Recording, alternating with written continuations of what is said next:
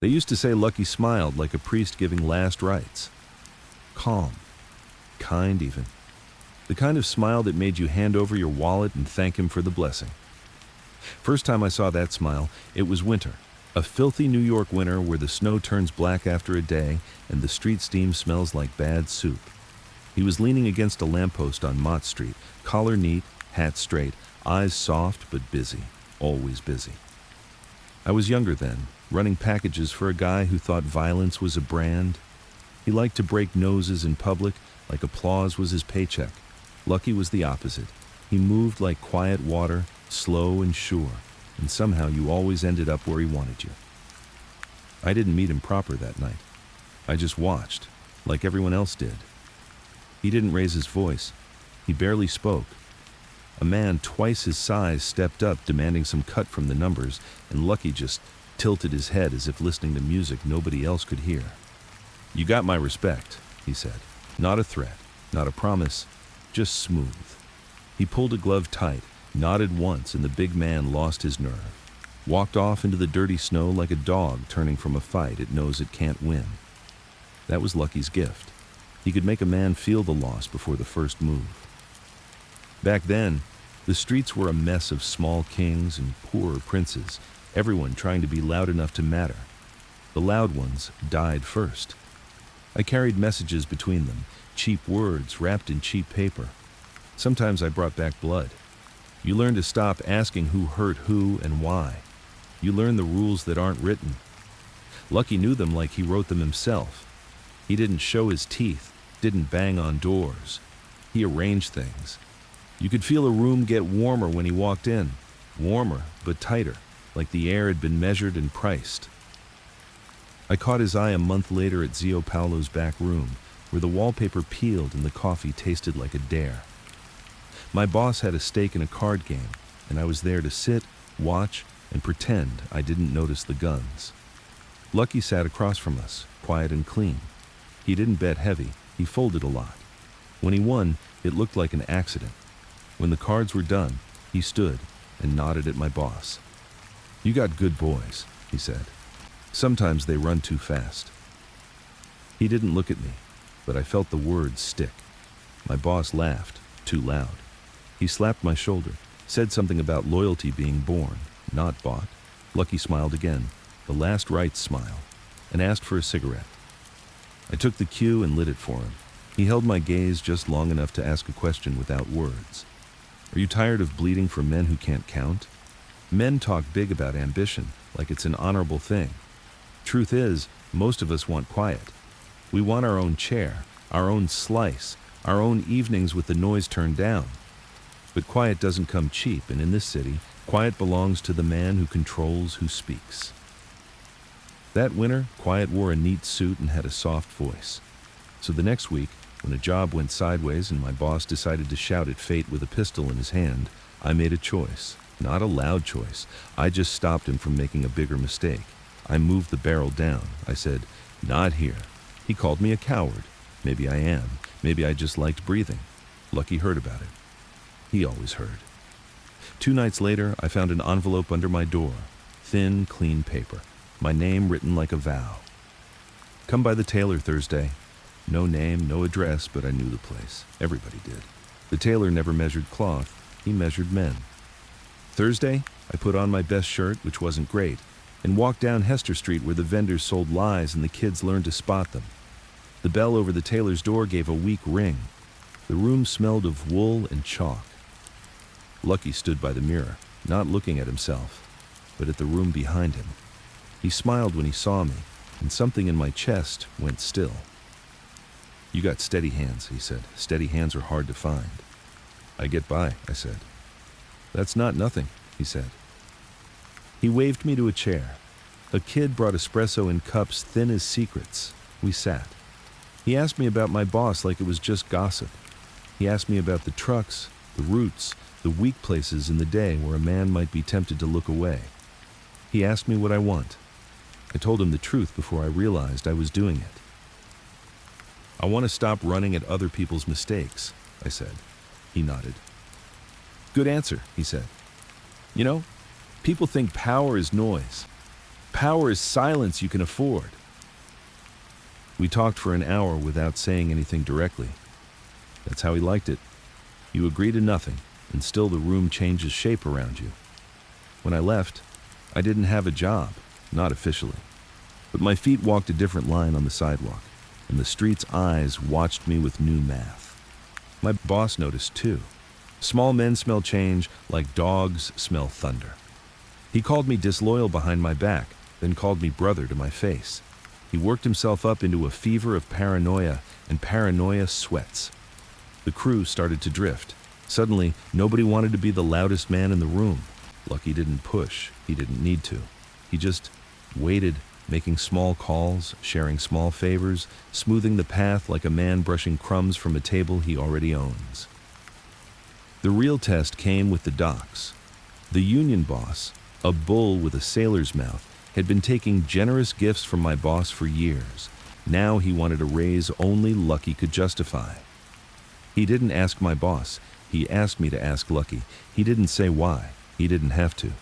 We all knew which way the water was moving. I found Lucky in a dim bar where the lamps looked like tired moons. He was alone at the back, studying a glass like it might confess something. I laid it out simple. He listened, fingers steepled, eyes soft. "What do you think?" he asked. "I think the docks decide who eats, and who eats decides who talks," I said. "If you don't hold the docks, you hold nothing." He nodded. "So we help the bull," he said. "And then we help the men under him a little more." He looked at me. "And your boss?" "He'll take it as a slap," I said. "He'll swing wild." Lucky's smile barely moved. "Then we give him a pillow," he said. "Something soft to fall on while we move the furniture." That week was all errands and whispers. We rerouted shipments by accident, let a couple of crates go missing, and then miraculously found them on a friend's truck. We made sure the union boss got credit for every fix. The men on the dock started saying his name with relief, and relief is the strongest glue. My boss raged and threw glasses. Lucky sent him a bottle older than the building with a note, "To warmer winters." The rage cooled a little. That's how Lucky worked. He understood that a man who feels respected will walk himself to the cage. One night, walking home, I realized I hadn't slept proper in days. Not because of fear, because I could finally hear my own thoughts, and they were loud. The city looked different, same grime, same sirens, but there was a thread running through it, a quiet line pulling everything toward a center I could feel but not see.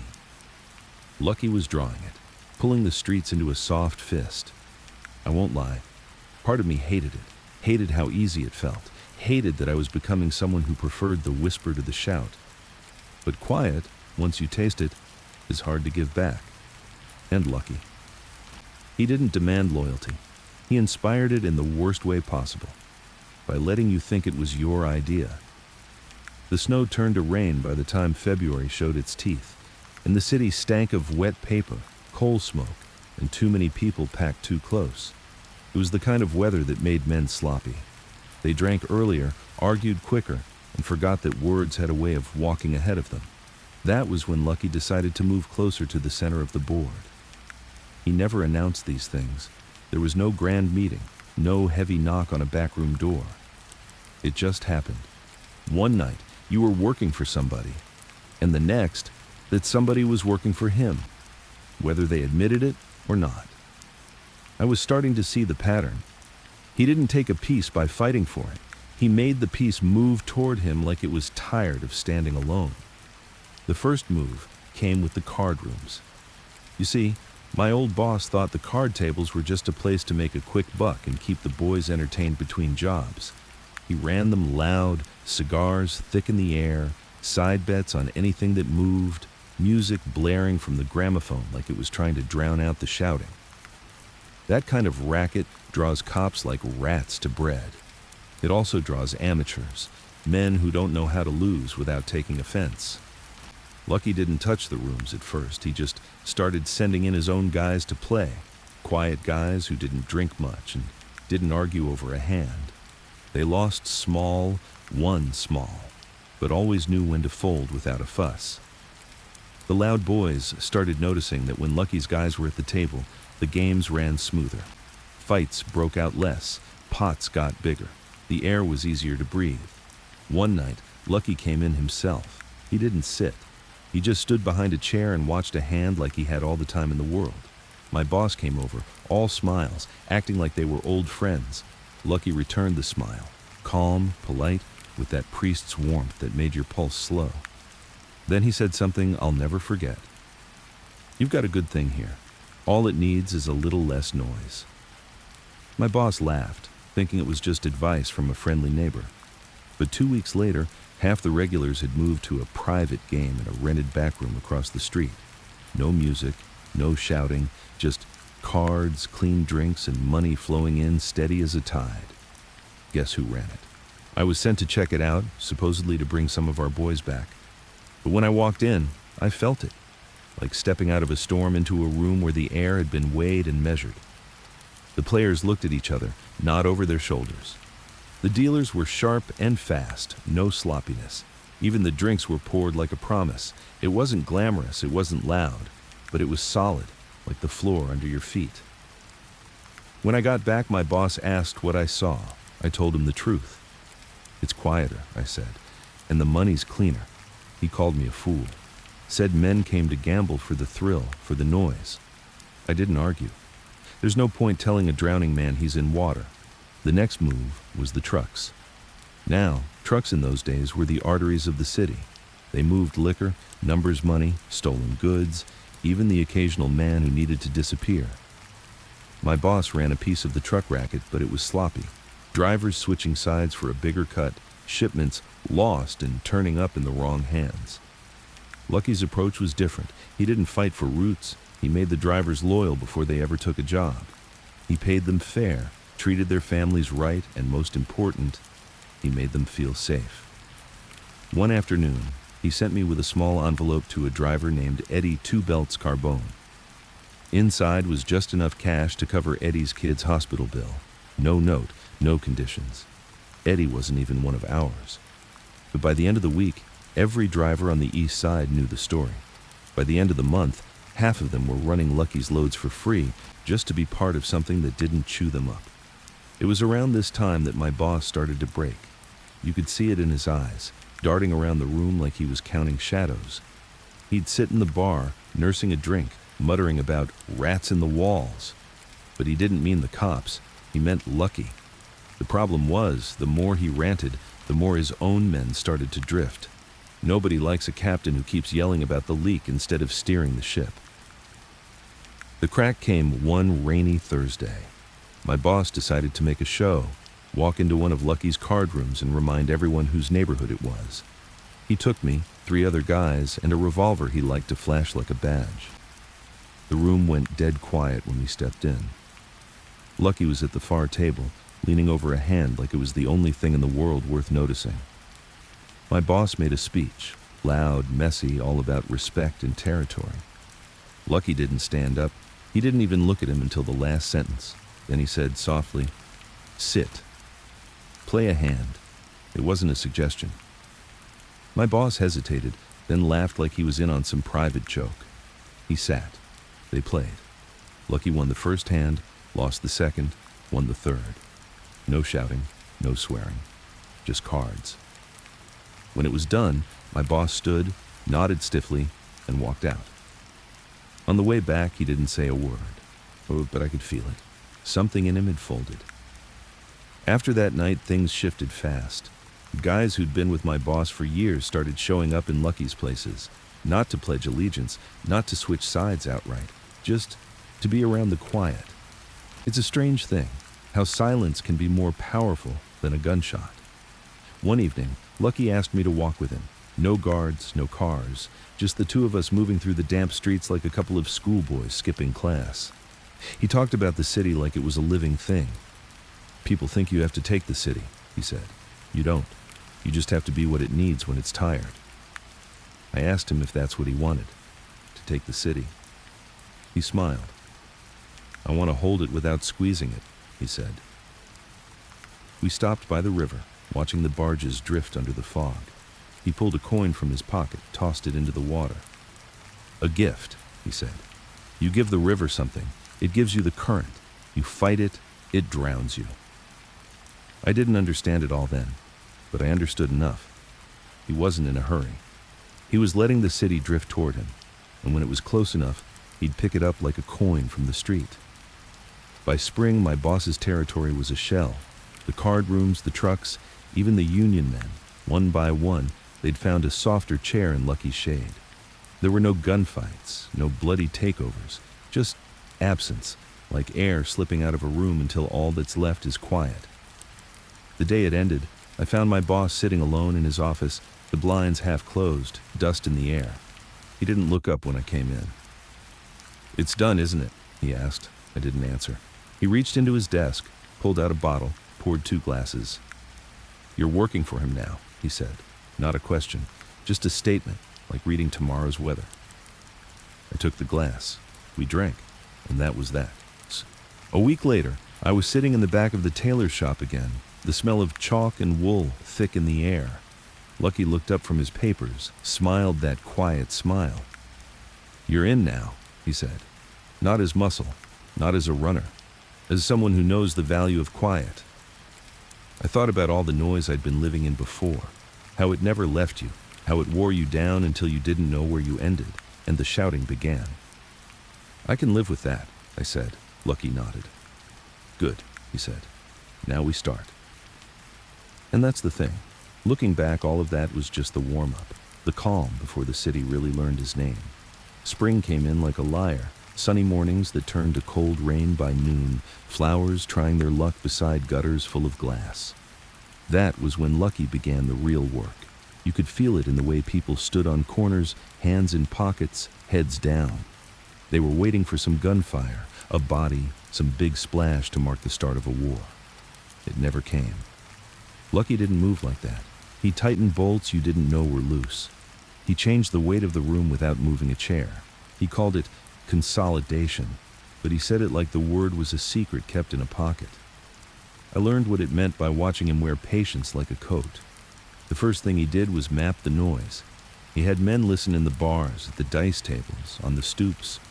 We collected rumors like coins: who owed who was late, who got sloppy with their mouth after 3 shots of gin.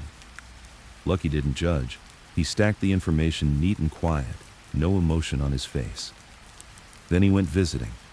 Visiting meant dinners, not meetings, not shows of force.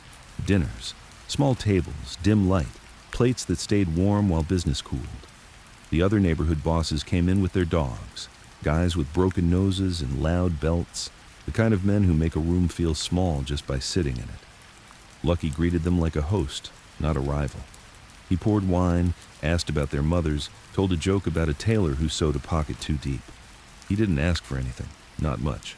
Just a small courtesy here, a favor there, a crate that might travel under a different banner for 1 week, a runner who could use a new job with better hours, a name to call if the law pressed too hard.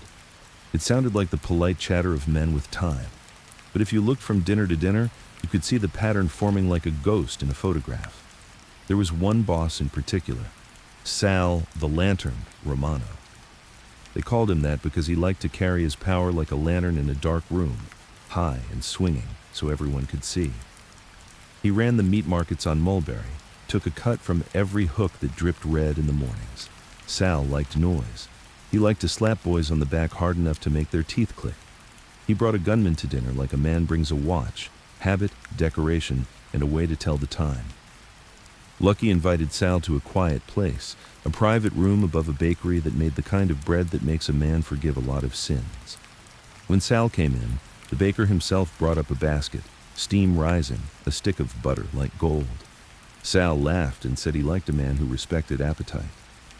Lucky smiled and told a story about his mother cutting bread thinner in hard times so there would be more pieces to go around.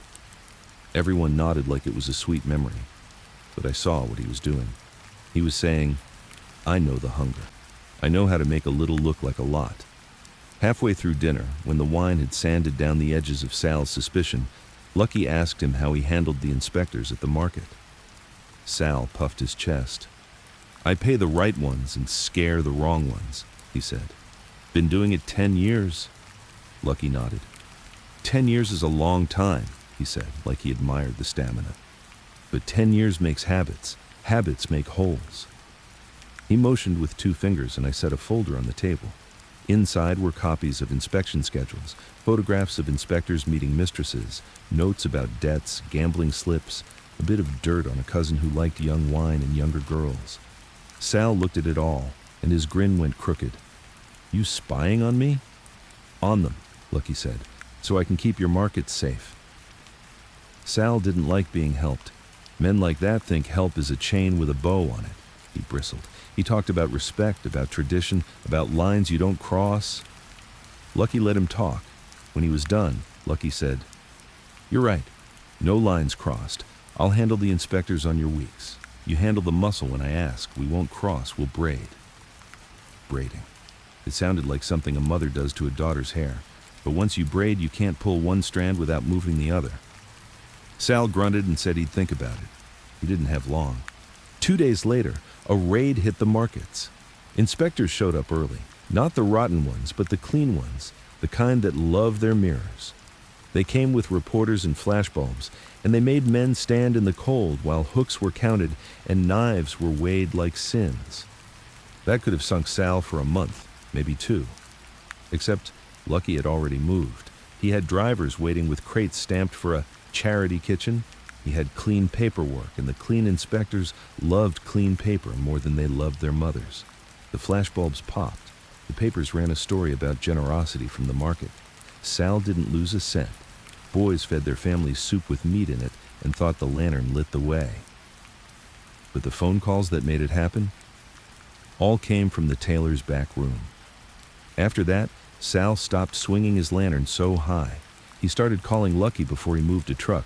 He started sending men to sit in on card games and learn how to be quiet.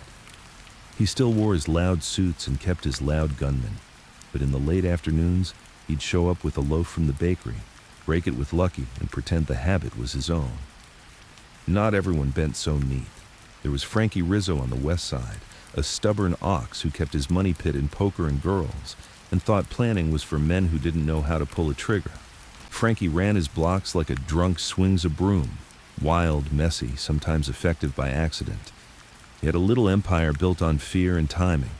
He didn't like Lucky one bit, called him a haircut with shoes. Lucky sent me and 2 others to talk to Frankie. No threats. We went to his bar, a dark box with sticky floors and men who turned their backs as a courtesy. Frankie sat in a booth like a king in a broken chair. He made us stand while he smoked.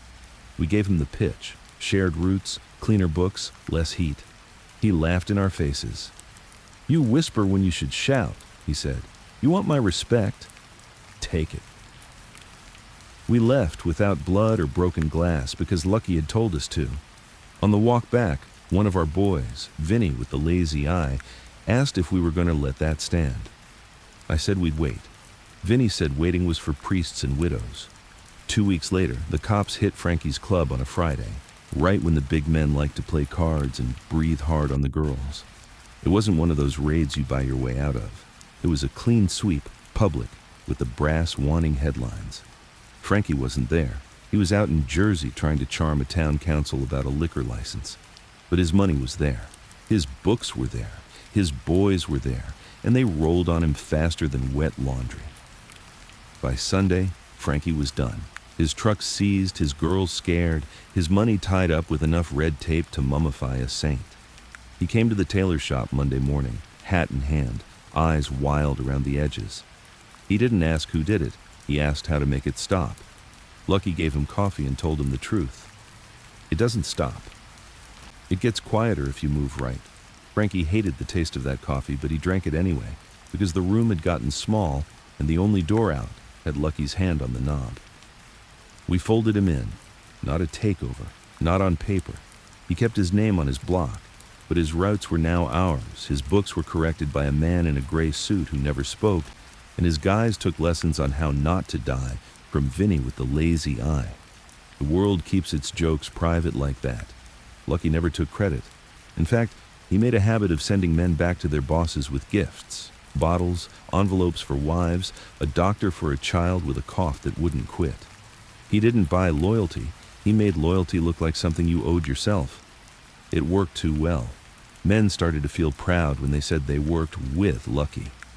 That word, With became a bridge across which everything worthwhile walked. There were quiet punishments too. Not public, not bloody.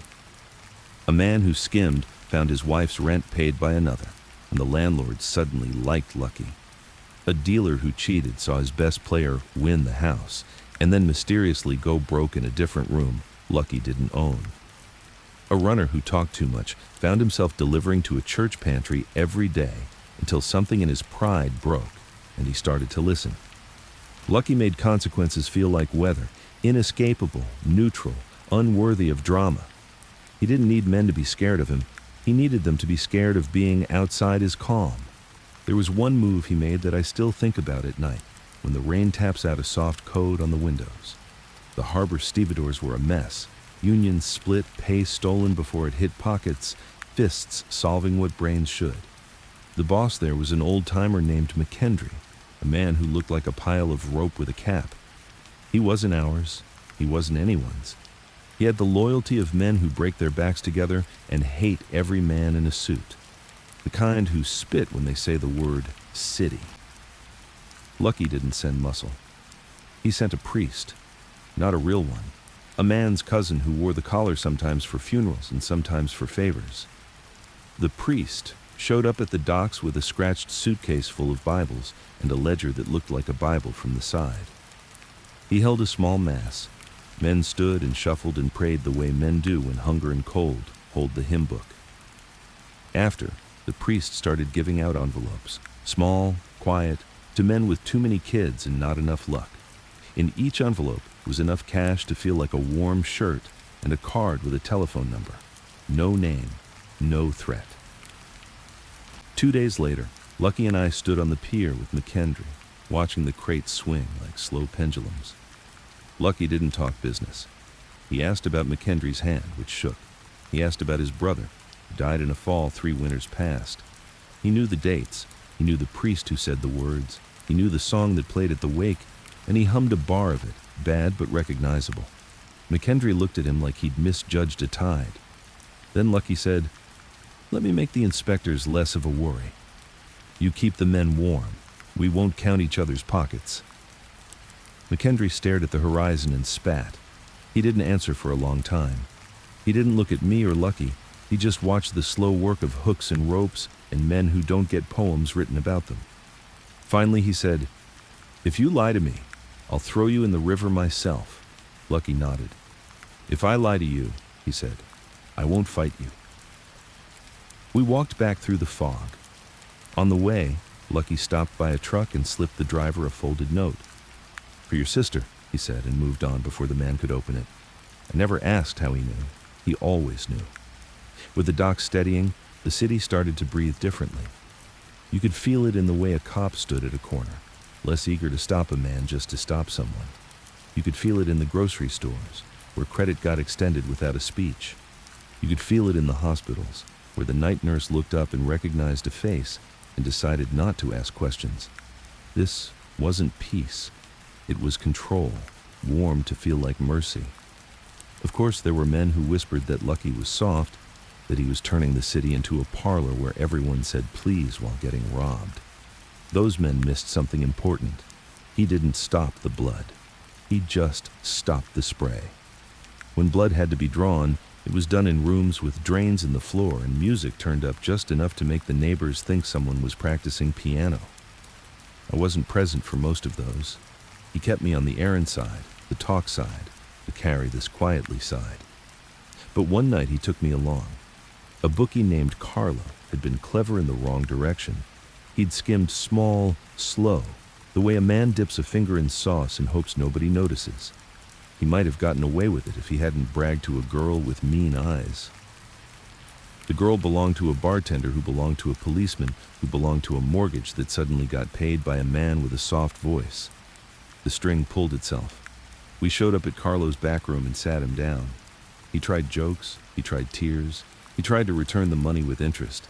Lucky listened like a doctor delivering bad news gently. "There's nothing to fix," Lucky said. "There's only trust and noise." Carlo nodded like he understood. Then he reached for a drawer that had no handle. We were ready for that. Vinny, with the lazy eye, had already taken the gun and put a Bible in that drawer instead. Carlo pulled the Bible, and the sight of it broke something in him. He started to pray to the ceiling like the ceiling had a vote. Lucky touched his shoulder. "You broke the room," he said calmly, "so the room has to be silent again." We took him to a basement that smelled of bleach and wet wood. We didn't make a mess. I won't pretend it didn't sit in my stomach like a stone afterward. Lucky didn't talk in the car. He looked out the window and counted breaths, maybe, plans. When we stopped, he said, "This is the part I pay for." Then he lit a cigarette and burned it down to the filter while it rained. I could have walked then, maybe. I could have told myself I wasn't built for the quiet kind of cruelty. But the city doesn't let you walk. It just changes the street you're on. And I'd started to like breathing. I'd started to like the way nights felt when I knew who held the strings and that his hands didn't shake. Summer crept in, humid and heavy, making shirts stick and tempers loosen. We had the markets braided, the trucks on rhythm, the docks respectful, the card rooms feeding money like small rivers. The unions that mattered nodded when Lucky's name came up. The police that mattered made sure his places had fewer random checks. The judges that mattered got boxes of cigars and envelopes that smelled like talc and new suits. Nobody called him boss. They called him Mr. Luciano in the daytime and Lucky at night, and the difference was a boundary men kept even when drunk. One night, late, he asked me to sit with him in the tailor's after everyone left. The shop was quiet the way churches are after a funeral. He took off his jacket and folded it like it was important. Then he looked at me and said, "You ever think about the line?" "What line?" "The one between keeping the peace and owning the peace." I thought about it. "Feels like the same street," I said. "Just different addresses." He smiled. "Good, because we're moving to the bigger house." That was when he told me about the commission. Not the word he used, not yet, but the idea. He wanted the bosses in a circle, not a pyramid. He wanted disagreements handled like business, not like feuds. He wanted percentages that stayed the same season to season, so a man could plan his children's schooling without checking the homicide numbers. It sounded clean. It sounded smart. It sounded like a trap.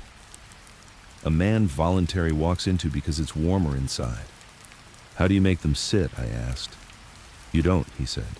"You make the chairs comfortable enough that standing feels stupid." He started with small gatherings, card games where nobody played, dinners where nobody ate much, meetings dressed up as birthdays for men who had no friends. He let men speak. He let them tell their stories about what they'd earned and what they were owed. Then he offered them something they didn't expect, less. Less trouble, less heat, less need to watch the door. Men who got rich on more don't understand how addictive less is until they sleep a full night for the first time in 10 years. I watched him pull it together like a weaver, thread over thread. And at the center of it all was that calm, that patience that made even hotheads lower their voices. He wasn't the biggest man in any room. He wasn't the loudest. But he was the gravity. And gravity doesn't shout. It just keeps you from floating off into the kind of mistakes that end with your picture in the morning paper, your mother crying into an apron she can't wash the grief out of. By the end of that summer, you could say the city belonged to Lucky, not in the way fairy tales tell it. There were still men who hated him, still corners that bristled, still small wars and petty slights. But the main current ran his way, and the boats that tried to fight it found themselves spinning in circles until they made themselves sick. People like to say a calm rise is easy. It isn't. It's hundreds of small cuts endured with a soft face. It's nights where you wash your hands twice and they still don't feel clean. It's watching a man like Frankie Rizzo eat soup in your kitchen because he can't go home yet. And suddenly, he's laughing at a bad joke, and you remember he's human, and that makes everything harder. It's sending money to a widow. You made a widow because her husband forgot the rules, and then going to church and not praying because you don't know how anymore. Lucky carried all that. He made it look light. He made it look like nothing at all. And the city, grudging, greedy, tired city, let him carry it because someone had to. The first sit-down was set for late September when the air turned sharp and the leaves in the park went from green to the color of dried blood. It was supposed to be a dinner between friends, The kind of line you say when you're asking men who'd happily put each other in the ground to share bread and wine. Lucky chose the place himself, a long, narrow dining room above an Italian restaurant in Midtown that was clean but forgettable. No grand chandeliers, no velvet curtains, no rich red walls dripping with ego. Just white paint, sturdy tables, and the windows that looked out onto an alley nobody cared about. Perfect for a night where every man at the table would be watching every other man's hands. He told me the rule before we walked in. "You don't talk unless I ask you something," he said. "Your eyes don't wander, your hands don't fidget, and you laugh when I laugh." "Even if I don't get the joke?" I asked. "You'll get it," he said, "or you'll get why you should laugh." When we got upstairs, the room was already half full. Sal, the lantern. Romano sat near the middle, a glass of wine in one hand, the other on the shoulder of his loud gunman like he was petting a dog. Frankie Rizzo was across from him, looking like a man still adjusting to the idea that he worked with Lucky instead of against him. At the far end, McKendry from the docks leaned back in his chair, arms folded, eyes narrow, like he'd rather be anywhere else. There were others, small bosses, racketeers, numbers men, a union fixer from Brooklyn whose hands shook every time he reached for his drink. Each one carried his own version of power, but you could feel it in the air. They'd all shown up because Lucky had asked, and they all wanted to know why. Lucky didn't sit right away. He walked the length of the table, shaking hands, squeezing shoulders, saying something quiet to each man that made them smirk or nod, or at least stop glaring. By the time he took his seat at the head, the noise in the room had settled to a low hum. He poured himself a small glass of wine and didn't drink it. Instead, he leaned back, crossed his hands on the table, and smiled like he was about to tell a story. "We've all been busy," he started, his voice calm and low. "The city's been busy, too busy. Men stepping on each other's toes, trucks going the wrong way, cops knocking on the wrong doors. That kind of busy makes mistakes." Nobody interrupted. That was one of Lucky's talents. He spoke slow enough that men leaned forward, afraid to miss the next word. "I don't like mistakes," he continued, "and I don't like waste. We've been running like this city belongs to no one. That ends tonight.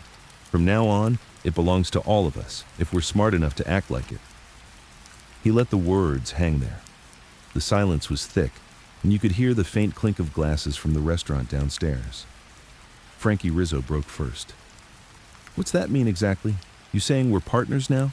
Lucky tilted his head. "I'm saying we're businessmen, and businessmen need rules," Sal snorted. "Rules get broken."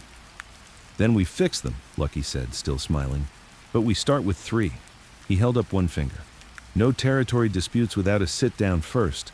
You've got a problem with another man's business. You bring it here before you bring it to the street." A second finger. "No touching the law without talking to the rest of us. You bribe the wrong cop, you bring heat on all of us." A third finger. "No surprises. If you make a move, you make it known. A quiet city makes rich men. A noisy city makes widows." Nobody spoke for a moment. Then McKendry leaned forward, his voice low. "And who decides when a sit-down's over?" "You?" Lucky's eyes softened. "The room decides. Every man gets a say. I'm not here to be king. I'm here to make sure we can all keep the chairs we're sitting in." It was a clever answer, the kind that took the teeth out of suspicion without actually giving anything away. Still, you could see the calculation in their faces. Some of them liked the idea. Others were thinking about how to twist it. The food came, platters of pasta, roasted chicken, bread that steamed when you tore it open. Nobody trusted it, of course. You could have sworn every man had a private taster in his head, counting bites before swallowing. But they ate. Wine was poured. Conversation loosened, but not too much. About halfway through the meal, Lucky turned to me. "Tell them about the market," he said. I told the story of Sal's near raid and how it turned into a charity headline instead of a bust. I kept it simple. No bragging, no pointing fingers, just the facts, dressed in enough respect to keep everyone listening. When I was done, Lucky looked around the table. "That's what I'm talking about," he said. "We could have had a war over that. Instead, we had good press, happy inspectors, and more money. That's what happens when we think ahead." Sal raised his glass. "I'll drink to that." Others followed, some out of agreement, some out of the simple fact that it's bad manners not to drink when the table's toasting. The rest of the night was small talk, but every word carried weight. Who sat next to who poured whose drink, who kept glancing at the door. I watched it all, filing it away. These weren't just gangsters, they were pieces on a board, and Lucky was the only man who could see the whole game. When it was over, the men left in small groups, no one wanting to be the first out or the last to stay. Lucky stayed seated, finishing his now warm wine. "You see it?" he asked me when the room was empty. "Some of them are in, some are waiting to see if you slip." He nodded. "They won't see a slip, but they might see a push." I knew what that meant. Some men wouldn't play along unless they thought it was their own idea, or unless they were shown what happened to men who didn't.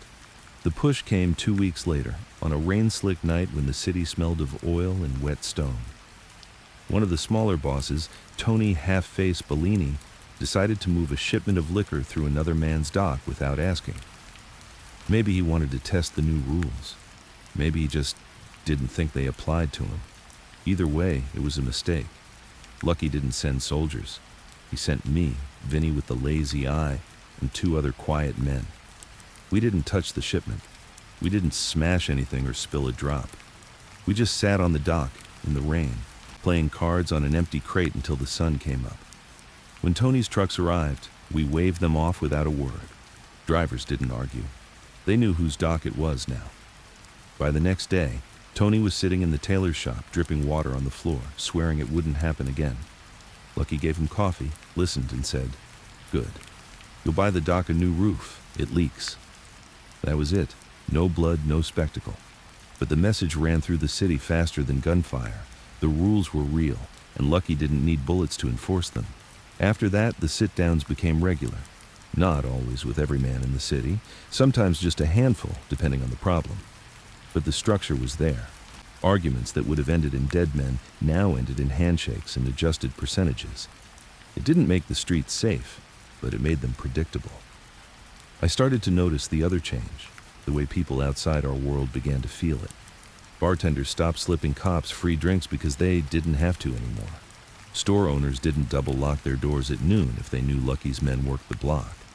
Even the street kids who ran errands for us got better shoes, because Lucky hated seeing torn soles on boys who carried his messages. It wasn't kindness. It was investment. But to the people living in the city's cracks, it felt the same. And feelings are worth more than facts when you're trying to keep a city from eating itself. One night, after a smaller sit-down about a stolen shipment of cigarettes, I asked Lucky if he thought it would last. He didn't answer right away. He lit a cigarette, blew the smoke toward the ceiling, and said, "Nothing lasts. But if we make it steady long enough, maybe the next storm won't drown us." That was the thing about him. He never talked about forever, only about tomorrow and the day after, and how to make sure you were still standing when they came. And for a while, we were. Winter fell hard that year, like the city got tired of pretending and wanted to show its bones. The river turned mean, the wind cut through coats like spite, and pipes banged in the walls at night as if the buildings themselves had things to say. You learn a lot in winter: who can endure, who gets brittle, who thinks a warm room is the same thing as safety. The sit-downs had done their work. For a while, everything moved like a good clock. Quiet ticks, smooth gears, no wasted motion. Men got used to knowing where the heat would be and how to walk around it. We were in that sweet spot where the money feels honest, even when it isn't. And that is when a man's heart grows stupid. He starts thinking the rules belong to him. He mistakes the calm for permission. The problem came wrapped in fur and perfume and called itself opportunity. A numbers banker named Angelo Pirelli, thin, educated, the kind of slick that reads newspapers for sport, decided he wanted a bigger chair. Angelo ran the uptown numbers with a schoolteacher's neatness. He used church ladies for collectors, kept ledgers and hymnals, and made money like a metronome. He'd come up friendly to Lucky, grateful even. He liked to sit near the head of the table at dinners and nod along with that eager look of a man who thinks he's a few jokes away from family. I never liked him. Too soft around the eyes, always apologizing for things that weren't mistakes. That's a tell. Men who over-apologize are just practicing for a bigger sin. It started small. Late payments, explained with smiles. A runner who changed shifts without telling anyone. A promise to fix things after Christmas because the season is special, you understand. Lucky did understand. He understood better than Angelo did. He let it slide like a good father lets a kid bump his head to learn the edges of the table. Then came the whisper. Angelo had a second book. A second book is an old trick. You keep the main ledger clean and show it at sit-downs. Then you keep a private little notebook for the rain that falls in your pocket. Most men who try it are stupid and sloppy and get caught when they flaunt a new coat their salary can't explain. Angelo had patience. He kept the same suits, the same car, the same sad tie like a habit. But he got greedy with credit. He started fronting numbers to men who should have been cut off and telling them not to worry. That means he was filling the hole somewhere else. We had to find out where. Lucky gave me that job. Don't go loud, he said. Use the cold. The cold is how you move in winter without anyone feeling your breath. I watched where Angelo's collectors went after hours. Not home, not to bars, to a pharmacy near 110th where the lights were too clean and the owner greeted them with church words. I watched who left the side door. Not boys, not toughs. Office men with hats pulled low. I followed the hats to a tenement that shouldn't have had heat but did. I watched the building until my bones ached and my toes felt like glass. Men came and went like shadows. Twice, I saw an accountant I recognized from a judge's charity dinner. Once I saw a cop who never took his hands out of his coat. I didn't knock, I wrote it down. I took it to Lucky, who read the names and nodded like he was checking off a grocery list. Then, he told me to go see the building superintendent. You want me to scare him? I asked. Make him feel helpful, Lucky said. Men like to feel useful to whoever they think is running the season. The super was a Puerto Rican with tired eyes and a back that had lost arguments with stairwells. He lived beside the boiler with a radio that played sad songs too loud. I brought him a bottle, a thick envelope, and a promise that the building would get new pipes before January ended. He told me everything. The second-floor unit with the piano nobody played. The third-floor unit with a safe behind the plaster that made a sound like a door when you knocked the wall. The fifth-floor tenant who never got mail but always tipped at Christmas. He gave me a key that fit too many locks. We went at 4 in the morning when even the rats keep to themselves. Me, Vinny with the lazy eye, and a locksmith with hands like a pianist. We didn't break anything. We didn't wake the building. We walked on felt shoes and breathed through scarves and took photographs with a camera that sounded like a cough. I opened the safe like it had been waiting for me. Inside, ledgers, stamped receipts, court envelopes with city seals, a small velvet pouch with women's rings, collateral from men who had promised their wives Santa was coming. And there it was, the second book. My chest went cold in that hot little room. We put everything back exactly as we'd found it, hung the pity in the air like fog, and left. By dawn, the pictures were on Lucky's desk, edges still warm. He looked at them, one at a time, the way a doctor studies a lung. He cut us quiet, Lucky said. No anger in his voice, just a diagnosis. How much? Every week he's skimming the overflow, maybe 20% of what doesn't get paid on time. He eats it when it's small, then splits it through dummy loans from that pharmacy, uses a judge's accountant to launder the rest into church donations. Lucky tapped the picture of the rings. That's the part that hurts, he said, taking from the desperate like it's a sport. What do you want to do? I asked. He didn't answer for a long time. He got up, went to the tailor's front, looked out at the miserable street where the wind chased paper in circles. When he came back, he said, "We're going to have a Christmas pageant." He meant a sit-down, not with everyone, just the men who mattered in that uptown corner. Sal came, and Frankie and McKendry wore his funeral cap. Angelo came late, with snow on his shoulders and apology on his lips. Lucky stood, kissed both his cheeks like a brother, and sat him near the middle where the eyes could find him. We ate fish and pasta and oranges that tasted like summer lies. We talked about small things until small things ran out. Then, Lucky put the pharmacy photograph on the table, and pushed it with 2 fingers until it sat in front of Angelo. Angelo stared at it, blinked. "What's this?" "The end of the second act," Lucky said. "We all enjoyed the first. It had good music." Angelo went pale. He tried confusion first, then offense, then hurt. He said men brought him those envelopes as charity. He said he was protecting the numbers from thieves. He said a dozen little lies that could pass as truth if you didn't look them in the eye. Nobody spoke. The room had the hush of snow in a churchyard. Lucky poured Angelo a drink he didn't deserve. "Tell the room how much," he said softly. Angelo licked his lips. 5%. Lucky smiled a sad smile, the kind you give a child who misses the point. "It's 23 and you know it." Angelo looked at me. The way his eyes pleaded made me angry in a way that felt old. I looked at the table. Lucky leaned back. "Here's what happens now," he said. "You're going to return every ring. You're going to make every envelope right, plus 2 weeks. You're going to tell the room the names of the lawmen who took your donations, and then you're going to take a vacation in Florida until the thaw. When you come back, you'll run collections only. The books will live where books should, here." It was mercy. Hard mercy, but mercy. Angelo was smart enough to see it. He should have taken it. He should have said thank you and kissed the table. Instead, he reached for the picture. His hand didn't shake. That told me all I needed to know. He wasn't scared enough. He slid the picture back and smiled a little. "I'm not a boy," he said. "I built up town. I carried it when men in this room were still learning which hand to eat with. I'll make right what needs making right. But I don't hand over my books like a sinner handing over a bottle." Silence. Then, the softest sound. Chair legs on wood. Not a threat. Just movement. But everyone felt the temperature drop. Lucky nodded, as if the conversation had reached a page he'd already read. He took a breath like he was forgiving someone. "Okay," he said. "Then we'll do it the other way." The other way was not loud. He didn't have men drag Angelo out. He didn't flip the table. He stood, kissed Angelo's cheek again, and thanked everyone for coming. He shook hands at the door with the same warmth he always had.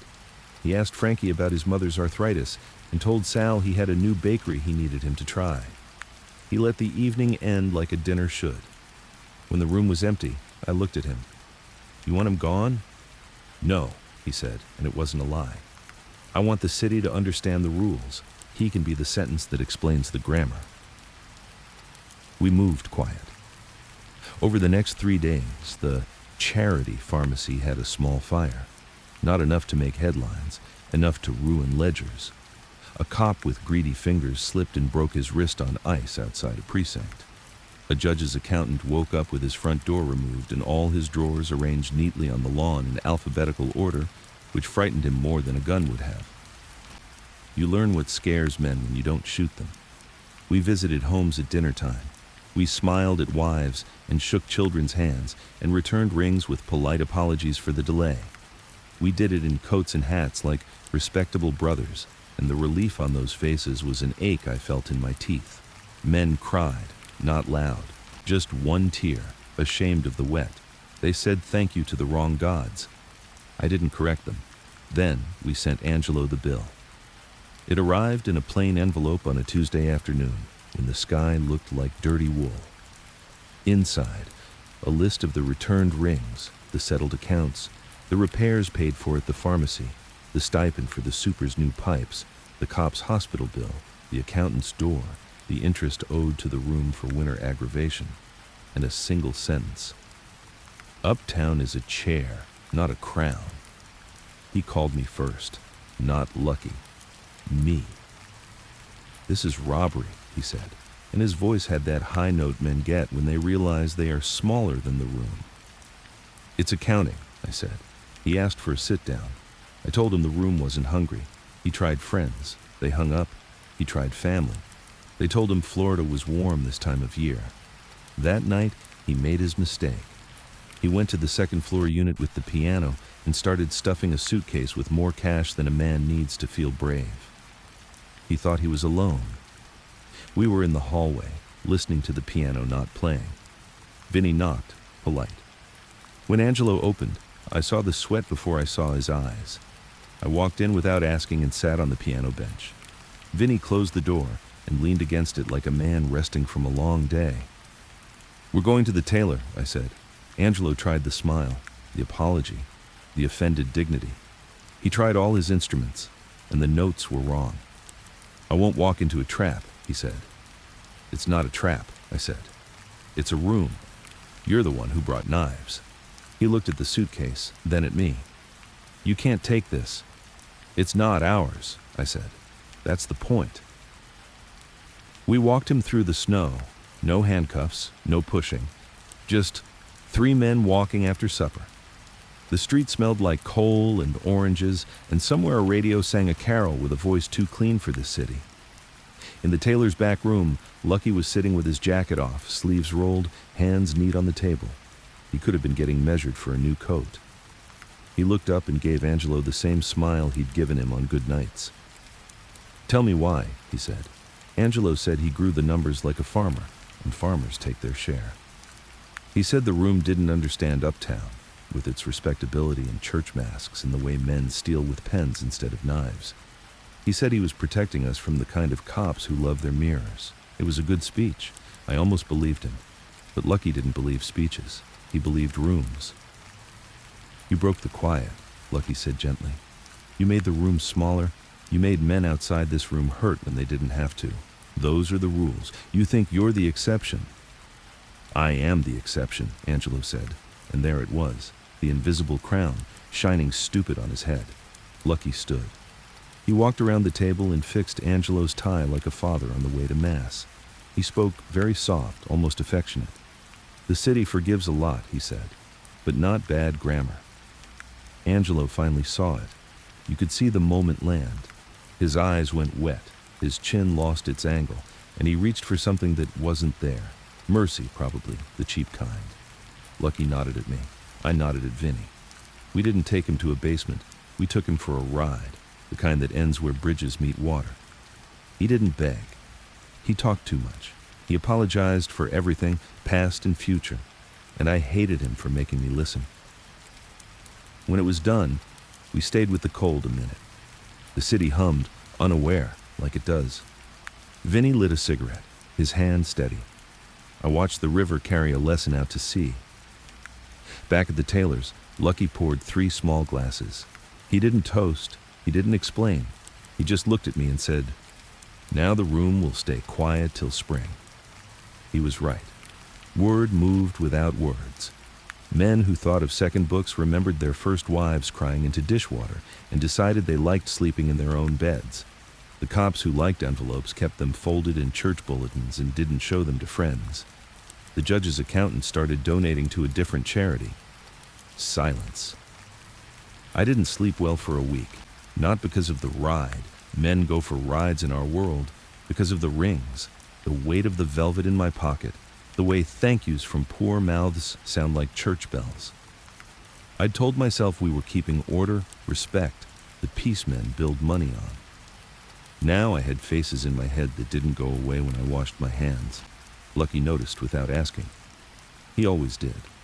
He found me smoking outside the tailor's, snow falling in slow, mean flakes. He stood beside me like we were waiting for a bus. "You did right," he said. "Doesn't feel like right," I said. "Right doesn't feel," he said. "It balances." I laughed, a small, ugly sound. "You really believe that?" He thought about it. "I believe if we weren't here, worse men would be," he said. "And they'd be loud." We watched the street for a while. A woman in a red coat hurried past, head down, boots loud on the crusted snow. Somewhere a man yelled at a dog and the dog didn't care. "Spring will be better," he said finally. "We'll build something that holds." I wanted to believe him. I wanted to believe in chairs that didn't wobble and rooms that stayed the same size, even when men got restless. I wanted to believe winter could teach you enough that you didn't have to learn the hard lesson again. But this is a city of repeats. You fix a leak, and somewhere a pipe starts to think about bursting. You build a circle, and someone starts drawing a triangle inside it. You keep the peace, and a man misunderstands quiet for empty space. Still, I walked back in with him. I sat at the small table that had become our church. I took the pencil he handed me and started redrawing the map for spring. Routes, faces, weak spots, favors owed, favors to give. The pencil lid broke. I sharpened it with my pocket knife, small, careful strokes, and that scraping sound felt like something honest in a room that needed a little truth. We had survived the first betrayal. We had written a rule on the river. The city slept as much as it ever does, and in the morning, the pipes would wake up and bang against the walls again, reminding us that warmth costs noise. Spring in New York doesn't arrive so much as sneak in between storms. One day the wind is still cutting, the next, the air smells faintly of thawed dirt, and street vendors start pushing fruit that looks almost alive again. That spring after Angelo's fall, the city seemed to breathe easier. Trucks moved without escort, markets opened on time, and the docks hummed without a fight breaking out before lunch. It was the kind of calm that makes men think about bigger things. For Lucky, that meant politics. Not politics like handshakes on campaign posters, real politics. The kind where your name never appears on a ballot but gets written in invisible ink across every permit, contract, and appointment that matters. He started small. A ward boss in Little Italy who liked to drink more than he liked to count votes found himself getting help with his re-election. Posters printed for free, volunteers that appeared overnight, rumors about his opponent whispered in the right bars. The ward boss won by a margin so clean it looked suspicious, but nobody asked questions because the numbers lined up just right. A week later, Lucky had his first seat inside City Hall, not in the chamber, but in the back office where decisions really happened. From there, it grew. Not fast, but steady. He started sending envelopes to men with shiny shoes and better tailors than ours. He made sure judges got their golf fees covered, that the right charities got big donations from anonymous friends, and that certain union leaders found themselves at banquets, sitting next to city officials they'd only ever cursed at from picket lines. I was his legs for a lot of it, dropping envelopes, delivering boxes that weren't heavy but felt important, shaking hands that had never known real work. I hated those hands. Soft, pale, the kind that can hold a pen all day without smudging the ink. But I learned something. Those hands were dangerous in a different way. They could sign away a man's livelihood with a flick and smile doing it. One of the first real tests came with the garbage contracts. You wouldn't think hauling trash was worth killing over, but in New York, garbage is gold. Every street's trash gets picked up by someone, and whoever picks it up gets paid by the city. Lucky wanted in, not the trucks, not the workers, just the contract that decided who owned the right to haul in certain districts. That contract was worth more in a year than most stick-up men could take in a lifetime of scores. The problem was, the contracts were tied up by a man named George McCall, an Irishman with a stomach like a barrel and a laugh like a cough. McCall wasn't connected to us or anyone like us. He was old-school Tammany, Irish wards, Catholic parishes, and a web of favors that stretched back before any of us were born. He didn't like Italians. He liked Lucky even less. Lucky didn't send me to threaten him. He sent me to play cards. McCall had a Friday night game in the back of a social club uptown. Low stakes for the table, high stakes for the talk. I sat in, played dumb, lost small, listened big. McCall liked to talk when he was winning, and that night he was winning. I learned he had a son in medical school, a wife who hated the city, and a brother-in-law in the sanitation union who thought the contract was safe forever. The next week, Lucky arranged for the medical school to get a donation from an anonymous benefactor, enough to cover the son's tuition for the next 2 years. The week after, the wife got a call about a summer house in Jersey she could rent for almost nothing. By the third week, the brother-in-law's union had a labor dispute magically settle in their favor after months of gridlock. McCall still didn't like us, but when the contract came up for renewal, he signed it over to a company that didn't exist until the week before. That company was owned by a man whose name nobody knew, but whose profits came straight to Lucky. Politics is just business in a better suit, Lucky told me after. You dress it up, it doesn't smell so bad. The money from the garbage contracts flowed like warm wine, and with it came more doors opening. City inspectors started showing up on our schedule. not theirs. Permits for new laundry businesses got approved without delay. Police captains stopped raiding certain clubs because resources were needed elsewhere. It was like turning down the static on a radio. You could hear the music better. But while the city got quieter, inside the circle I started hearing creaks. Small ones at first. Frankie Rizzo began showing up late to sit-downs, blaming traffic.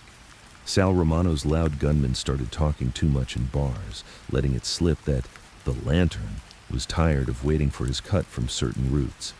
Even McKendry from the docks seemed restless, complaining that the Union boys were getting soft from too much peace. Lucky noticed. He always noticed. But instead of cracking down, he leaned back and let the rope play out. They'll either hang themselves or come back to the table hungry, he told me. You can't feed a man who isn't hungry. One man, though, didn't just get restless. He started running. His name was Carlo Esposito, one of our mid-tier guys who oversaw the uptown liquor shipments. Carlo had been with us since before the sit-downs. He was dependable, never flashy, always had his books in order. But then the books started showing odd gaps, nothing big enough to raise an alarm, just small miscounts that added up over time. I asked him about it once, casual. He shrugged, said the weather was bad for shipments, that some crates went missing on the docks. But I'd been on those docks. Nothing went missing unless someone wanted it to. A week later, I caught one of his drivers moving a crate marked for Uptown into a truck bound for Jersey. The driver didn't know me, didn't know my face, so I just watched, made a note, and let him go. I brought it to Lucky. He's testing us, Lucky said. What do you want me to do? Nothing yet. Sometimes you let a man think he's faster than you. It makes the trip shorter when you catch him. We caught him 2 weeks later, not with a crate, but with a ledger. A private one, much like Angelo's, but smaller. Carlo wasn't building an empire. He was buying his way into someone else's. The name in the book was Irish, McCall's name. That was a problem bigger than missing liquor. That was a crack in the whole idea of the circle. Lucky called for a private dinner. Just me, him, Carlo, and a bottle of red. He poured 3 glasses, drank none of his. You know the rules, Lucky said, almost kind. Carlo nodded. I didn't think it was breaking them, he said. Just insurance. Insurance is what you buy when you think the building might burn, Lucky said. Not what you buy when you're planning to light the match. Carlo opened his mouth to explain, but Lucky raised a hand. You're not talking to me. You're talking to the room, and the room isn't here, which means it's just you and me, and you already know what that means. I thought Carlo would beg. He didn't. He just sighed like a man realizing the bill had come due. Lucky didn't make me take him anywhere. He handled it himself, quiet, no fuss, the kind of ending that leaves no ripples but a clear reflection. The rules were still the rules. That was when I realized something. Lucky's calm didn't mean he was soft. It meant he knew exactly when to cut and when to sew, and he never confused the two. The rest of the spring was a mix of tightening bolts and planting seeds. More political contacts, more city contracts, even talk of reaching into the boroughs we'd never touched before. But under it all, I could feel the strain in the circle. Men who'd thrived in chaos were starting to itch in the quiet. They didn't say it out loud, but you could see it in the way they leaned forward at sit-downs, in the way their laughs got shorter, sharper. Lucky saw it too. And one night, after a long meeting with a state senator who'd just agreed to push certain laws in our favor, he told me, "The next storm's coming from inside, not outside."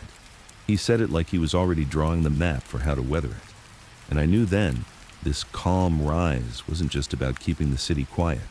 It was about keeping the men closest to us from mistaking that quiet for weakness. The first signs of the storm came so soft, you could mistake them for a background noise. A missed call here, a delayed truck there, a rumor passed along without a name attached. It was spring, the streets were warmer, and men were starting to wander in their heads. The money was still flowing, but the tension under it was changing shape. Sal, the Lantern Romano, was the first to wobble. He'd always been loud, a man who thought respect came from being seen and heard in equal measure. In the early days, Lucky's calm suited him fine. It let him keep his showman routine while the real work got done behind the curtain. But spring made him restless. The markets were steady, the inspectors tame, and without fires to put out, Sal started to notice how much of his cut came in envelopes Lucky's men handed him. Men like Sal don't like realizing they're being fed. The whispers started in his own crew, not outright defiance, just little comments. "The lantern's getting dim," a dockhand might say when he thought no one important was listening, or "Lucky runs the room, not Sal," dropped in a market stall while a cigar was lit. These things don't happen by accident. Someone was nudging them along. Lucky heard it, of course. He always did. He didn't confront Sal right away. He let it stew. I asked him why once, late at the tailor's after the others had left. "You ever watch a candle burn uneven?" he asked me. I nodded. "You can fix it by cutting the wick, or you can let it lean until it burns itself out. The trick is knowing which one leaves less mess." While Sal was leaning, Frankie Rizzo was sniffing at old grudges. Frankie was never built for peace. The man thrived in chaos, muscle deals, quick retaliation, nights where 3 different guys needed burying before dawn. He had learned to play along with the sit-downs, but you could see it in his eyes during meetings. He missed the rush of settling things with fists and gun smoke. Frankie's restlessness was more dangerous than Sal's ego. Sal wanted to be seen. Frankie wanted to do. And the thing Frankie wanted to do was push into Harlem, where the liquor was moving fast and the protection rackets were still fractured. Harlem wasn't on our map, not officially. We had an understanding with the men up there, and that understanding kept certain doors open for us elsewhere. Frankie didn't care. "They're soft," he told me one afternoon, leaning against his car outside a club. "A couple of trucks up there, a few games, and we'd own it in a month." "You know, that's off the table," I said. He grinned, but it was the wrong kind of grin. "Tables can be moved." I told Lucky about it. He just nodded. "Frankie's a weather vane," he said. "He turns whichever way the wind's blowing. The question is, who's blowing?" It didn't take long to find out. Both Sal and Frankie were talking to the same man, an out-of-town operator named Vincent Two Guns Mancini. Mancini had been sniffing around the city for months, offering better cuts to small crews, promising bigger action without Lucky's rules. He was the opposite of calm, flashy, brash, the kind of gangster who loved his own legend. And men like Sal and Frankie, who felt caged by the order Lucky had built, were listening. The first real breach came with the Adriana. That was the name of a small freighter coming into the docks with a shipment of liquor and cigars. Nothing unusual, except it was scheduled for one of our controlled nights. That meant inspectors we knew, stevedores we trusted, a clean unload. Instead, when the Adriana docked, the crew was different. New faces, men who didn't wear our mark. And in the middle of it, Frankie, laughing, slapping backs, directing crates onto trucks I didn't recognize. I was there, waiting for the unload, and I saw it happen in real time. The inspectors looked the other way. Our stevedores were pushed aside, not with guns, but with, "Hey buddy, take the night off," smiles that carried the weight of men who would use guns if asked.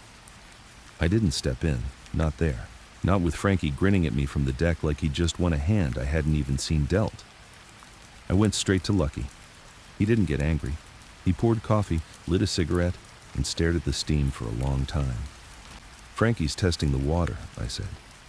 "He's swimming in it," Lucky corrected. "What's the move?" He exhaled slow. "You don't chase a fish into the deep, you bait him back to shore."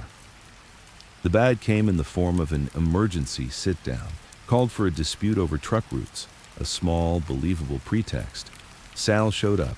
Frankie showed up late, swaggering, smelling like cigars that weren't ours. Mancini didn't show, but his shadow was in the room. Lucky didn't start with threats. He talked about spring markets, about politics, about the new garbage contract money. He let the small talk go just long enough for men to forget why they were there. Then he looked at Frankie. "You've been busy," he said. Frankie smirked. "Just keeping things moving." Lucky nodded. "And where do they move to?" Frankie shrugged. "Where the money's good." "That's everywhere," Lucky said softly. "But the Adriana, that wasn't everywhere. That was here." The room went still. Sal shifted in his seat. Frankie leaned back, pretending he wasn't feeling the weight. You think this city's yours to cut? Lucky asked. Not loud, not angry. Just a question. I think there's more city than you let us touch, Frankie said. Lucky smiled. There's also more rope than I let you hang yourself with. It should have ended there. Frankie could have backed down, blamed it on a mix-up, taken the slap on the wrist. But men like Frankie don't know how to retreat without a body between them and the door. What if I don't like the size of my slice? He said. Lucky's smile didn't change. Then you start your own bakery. But you don't take my ovens. The meeting broke after that, no hands shaken. Frankie left first. Sal lingered, tried to play the middle, telling Lucky he understood both sides. That was his mistake. Lucky didn't need men who understood both sides. He needed men who knew there was only one. 2 days later, a warehouse we used for Harlem-bound liquor went up in flames. No one died, but the loss was sharp enough to make the room feel the heat. The fire department called it electrical. We knew better. Lucky didn't go after Frankie directly. He went after Mancini. Quietly, efficiently, the way you cut the head off a snake without getting bitten. He sent me to Jersey with Vinny and 2 others. Mancini had a house there, all brick and bad taste, with a garage full of cars he liked to brag about. We waited until he was home alone, polishing a Cadillac. I walked in first, no gun drawn. Lucky says hello, I told him. He laughed, started to say something smart, and that's when Vinny cracked him across the jaw with the butt of a pistol. We didn't kill him there. We packed him into the trunk of his own Cadillac and drove him to the river. Lucky was waiting. He didn't shout, didn't gloat, just told Mancini to take his hands out of the city or they'd never touch anything again. Mancini, bloody and suddenly small, agreed. We left him in the trunk and let the tide take care of the rest. After Mancini disappeared, Frankie came crawling back. Not with apologies. Men like him don't apologize. But with questions about next moves and bigger opportunities. Lucky kept him close, not out of trust, but because it's easier to watch a dog when it's on your porch. Sal was different. He saw Mancini's fall as proof of Lucky's reach, and it scared him. But fear in men like Sal doesn't turn into loyalty. It turns into plotting. He got quieter, started skipping sit-downs entirely, claiming market emergencies. Lucky didn't press. Not yet. One night, as we closed the tailors, Lucky said to me, "Storm's not over. That was just the first gust." "Sal?" I asked. "Sal, and maybe the men standing behind him." I asked if he thought the circle would hold.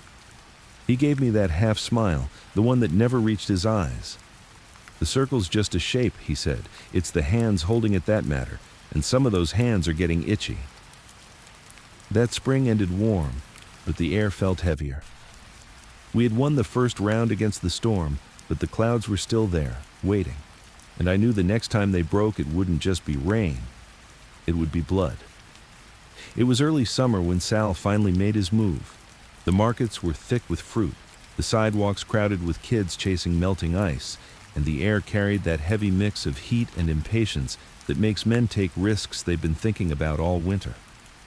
Sal had been playing the long game since Mancini disappeared. He showed up to fewer sit-downs, sent his loud gunmen to speak for him, and when he did attend, he kept his mouth shut except for small jokes that landed like stones in a pond. Ripples meant to travel further than they should. Lucky let it happen. He didn't cut him off, didn't confront him. He let Sal think the leash was long enough to run. The first crack showed in the markets. Sal's men started charging maintenance fees to vendors who'd already paid us. Small amounts, $2, $3 here and there, but the insult was bigger than the theft. We'd built our reputation on fairness in business. You pay once, the streets stay smooth. Sal's game made us look like cheats. I went to Lucky with the numbers. He didn't look up from the papers on his desk. "Sal's cutting the edges," I said. Lucky just nodded. "Edges tell you where the table is." "You going to cut them back?" "Not yet," he said. "I want to see the whole table." It didn't take long. 2 weeks later, I heard from a dock contact that Sal had been meeting with a group from Brooklyn, men who ran protection on the piers there and had been looking for an excuse to push into Manhattan. If Sal gave them a foothold, they could bite into our dock business without firing a shot. I tailed Sal myself one humid Thursday night.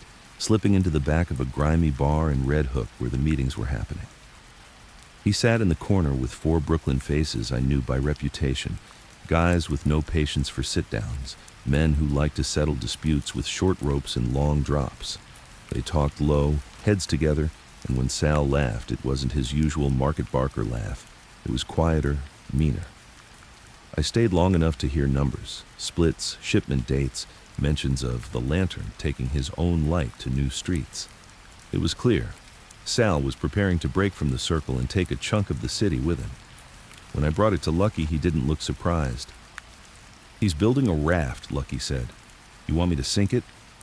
"Not yet," he said again. "First, we make sure there's only one river." I didn't understand what he meant until he started moving. The first move wasn't against Sal. It was against the Brooklyn crew. Lucky arranged for their liquor shipments from Jersey to get lost on the way over. Not stolen, just delayed, stuck on trucks that had mechanical trouble or rerouted because of police activity. It was enough to make them late to their own deliveries and lose face with their clients. At the same time, he sweetened the deals for a few smaller Brooklyn outfits, just enough money and protection to tempt them away from the bigger crew. He didn't attack Sal's allies. He made them question if those allies could deliver. Then he hit the markets. Not Sal's markets, ours. He dropped prices for certain vendors, covered fees for others, and made sure word got out that Mr. Luciano was protecting the honest men from double payments. Within a week, market gossip had turned against Sal.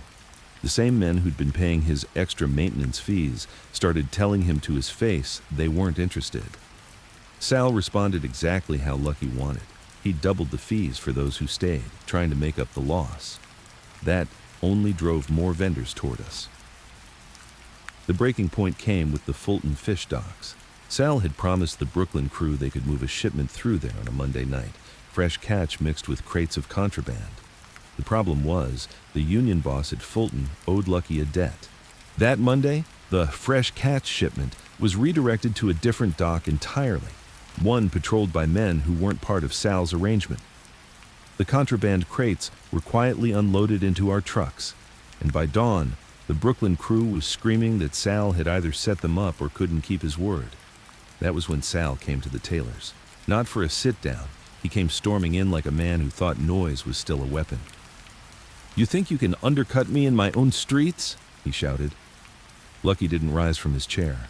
He looked at Sal like a father looks at a boy who's just kicked his own ball into traffic. "They're not your streets," Lucky said quietly. "They're the rooms," Sal sneered. "The room's just your lapdogs." Lucky stood then, slow. "The room," he said, "is the only thing keeping you from getting eaten by men who chew louder than you shout." Sal stepped forward, fists tight. I moved in between, but Lucky put a hand on my shoulder. "You want your light lantern? Take it. But you'll find the street is darker than you think when you walk it alone."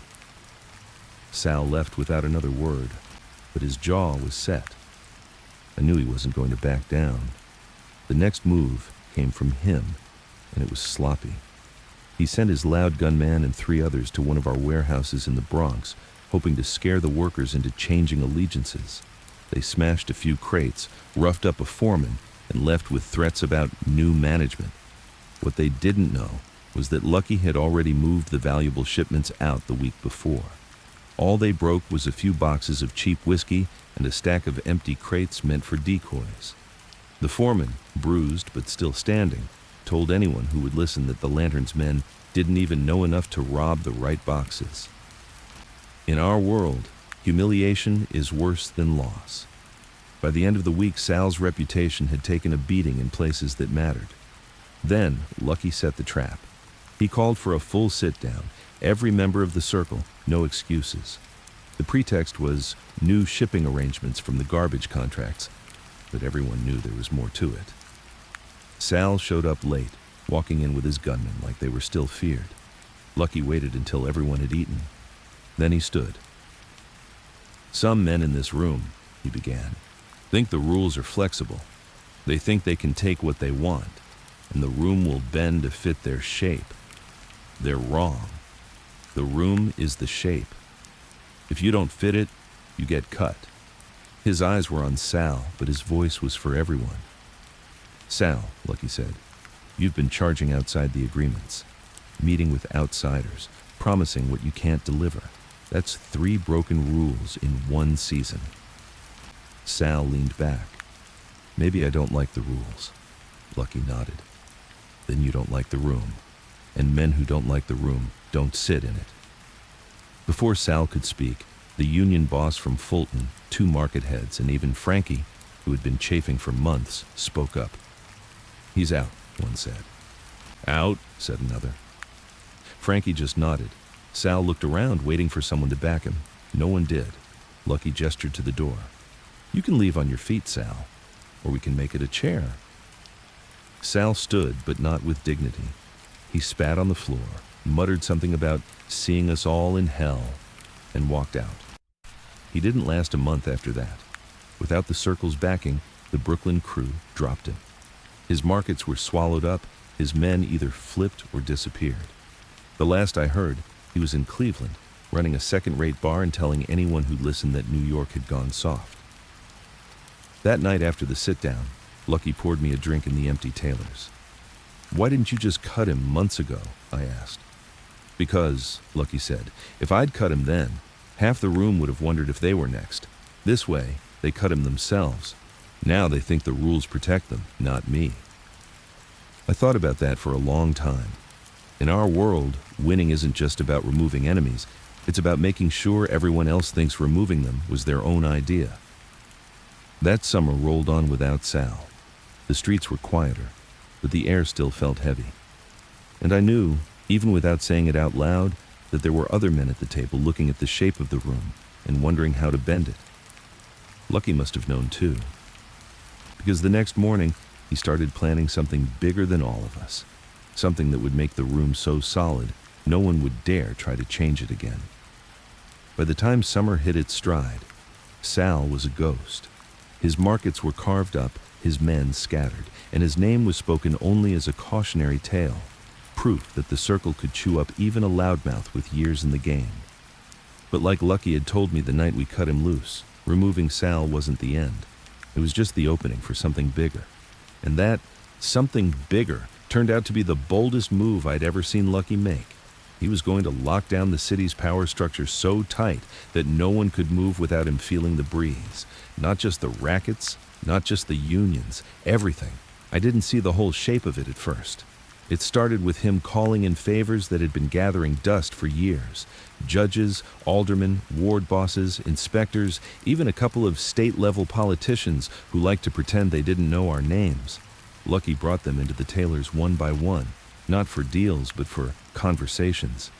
They never stayed long, and they always left looking like they'd just remembered something important they'd been meaning to do. "What are you telling them?" I asked him one night. "Nothing," he said. "I'm asking questions." "What kind of questions?" "The kind where the answer is a favor." The first real brick in the wall was the City Contracts Committee. Most people didn't even know it existed. They thought garbage pickups and street repairs were handled by the mayor's office. In truth, this little committee signed off on which companies got those contracts, and those companies handled millions of dollars a year. Lucky didn't need to own the companies, he just needed to own the signatures.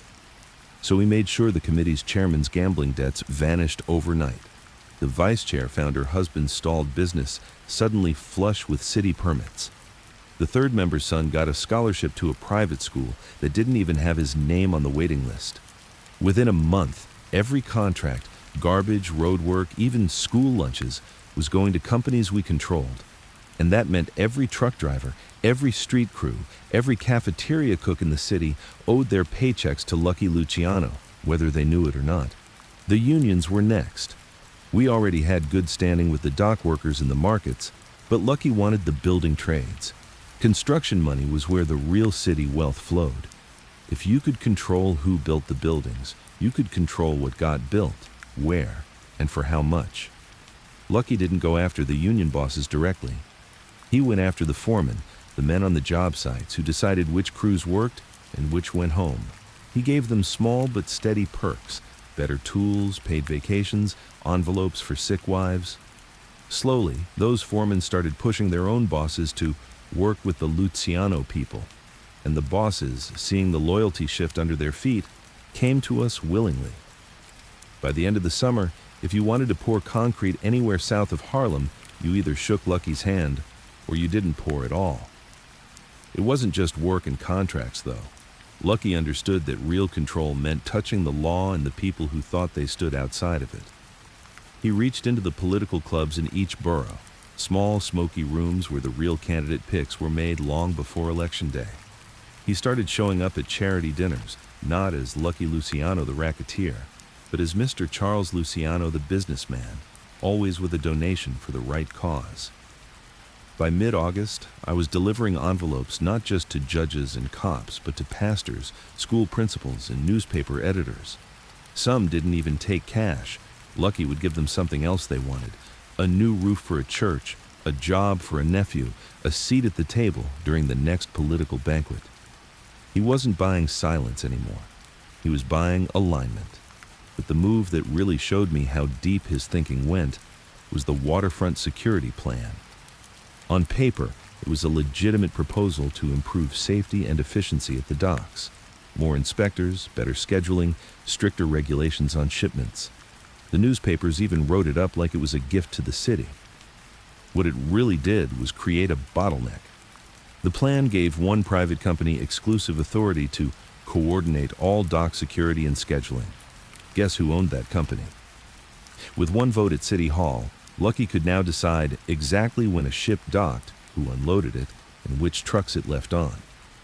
If you controlled that, you controlled half the city's economy without ever touching a gun. Not everyone liked it, of course.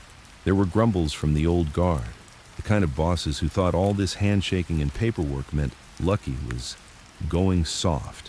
One of them, a mid-level fixer named Big Tommy DeLuca, even said so out loud at a sit-down. "You're wasting time playing mayor," he said, waving his fork at Lucky. "The money's in the streets, not in the offices." Lucky didn't even look offended. He just smiled that soft smile and said, "The streets change with the weather. Offices have roofs." 2 weeks later, Big Tommy's top number spot was raided by police. Not our police, his police, the ones he thought he owned. They took every book, every dollar, and half his collectors.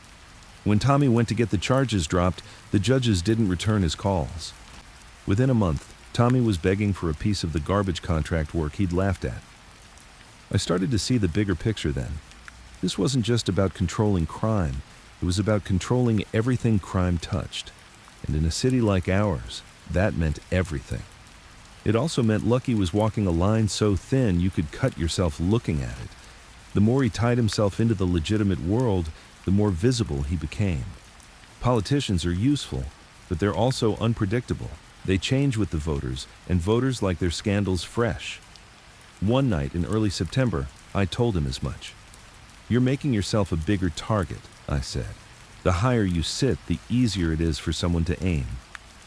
He lit a cigarette, took a slow drag, and said, "The trick isn't sitting higher. It's making sure the floor comes up to meet you." I thought about that later and realized what he meant. If you build the whole city around you, you're not the one exposed. They are. If someone takes a shot at you, they're hitting everyone tied to you, and those people will protect you because they're really protecting themselves. The last piece of the plan was the commission. He'd talked about it before, turning the circle into a formal council where disputes were handled like business deals, not street wars. Now he wanted to make it real. He sent me and a couple of others to quietly sound out the other major bosses, not just in New York, but in Jersey, Philly, even Chicago. The pitch was simple. No more territory wars without arbitration, a fixed percentage on all major rackets, and a shared fund for legal and political expenses. It wasn't charity. It was insurance. Most of them liked the idea. A few didn't.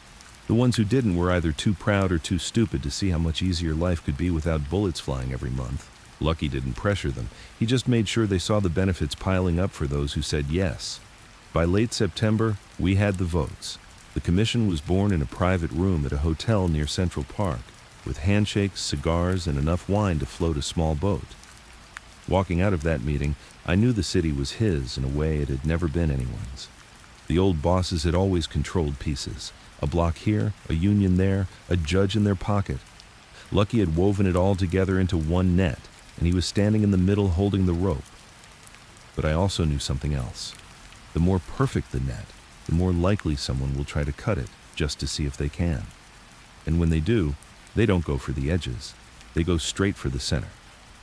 Lucky must have known it too, because as we left the hotel, he said, "Enjoy the quiet, kid. It's not a gift. It's a loan. And like every loan in this city, it comes with a collection date." By October, the city was running like a well-oiled machine, and Lucky was the man holding the wrench. The garbage contracts were ours. The unions danced when he tapped his foot. The commission had locked the bosses into a kind of civilized truce, and even the politicians, those slippery, smiling snakes, were playing in tune. But in this city, perfection isn't admired, it's hunted, and the hunters came dressed in suits with state seals pinned to their lapels. It started with whispers about reform, a few speeches in Albany about rooting out corruption in New York City government. Normally, that's just noise, politicians using the word corruption like seasoning on a campaign stump. But this wasn't noise. This had a name behind it, Thomas Dewey. Dewey wasn't like the local DAS who could be bought off with an envelope in a weekend at the shore. He was young, sharp, and clean in a way that made people trust him. Worse, he loved the spotlight. He wanted headlines, and nothing made headlines like taking down a big name. Lucky's name wasn't on his lips yet, but we could see it in the way he was moving. First, he went after the small-time rackets, busted up a couple of independent numbers joints, made a show of marching bookmakers out in handcuffs for the papers. Then, he started pulling union records, digging into irregularities in city contracts, the kind of records that, if followed far enough, led straight to us. I brought it to Lucky one night in the tailor's back room. "He's building a case," I said. "Not for the street stuff. He wants the legitimate end, the contracts, the garbage, the docks." Lucky didn't look surprised. "The street's easy to clean," he said. "Paper's harder. Men think it's invisible, but it's all there in ink." "What's the move?" I asked. "We see how close he's willing to walk to the edge," Lucky said. "And then we see if he's scared of heights." The first step was to find out how Dewey was getting his information. That job fell to me. I started with the unions, because that's where the most paper trails began. Within a week, I had a name. Jack Newcomb, a clerk in the Department of Sanitation who liked to gamble at a small backroom card game in the Bronx. Newcomb wasn't a player, just a man who thought cards were a cheap way to feel lucky. He was also a man who didn't know how to keep his mouth shut. I sat in on one of his games, lost a little money, bought him drinks and listened.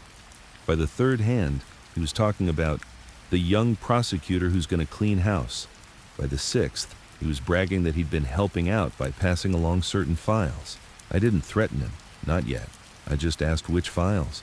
He got cagey, so I folded my cards, thanked him for the game, and followed him home. His apartment was a fourth-floor walk-up with peeling wallpaper and a wife who looked like she'd stopped hoping for better years ago. I waited until he stepped out to buy cigarettes, then slipped in the back door. The files were in a cheap metal cabinet, locked but flimsy. I found copies of sanitation contracts, union dues ledgers, and notes with Dewey's initials, enough to know the leak was real. I brought it all to Lucky. He skimmed the papers, then handed them back to me.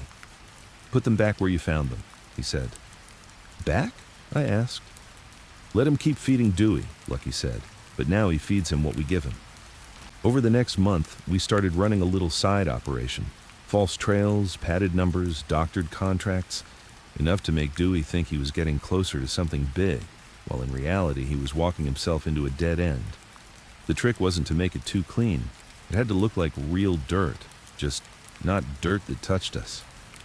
Meanwhile, Lucky tightened his grip on the political side. He called in 2 state senators who owed him for campaign money and had them start pushing bills in Albany that would tie up Dewey's investigations in red tape. Nothing that stopped him outright, just enough to slow his pace and make him spend time fighting battles that didn't matter. But Dewey didn't slow down. If anything, he doubled his efforts. And then, one night in November, we found out why.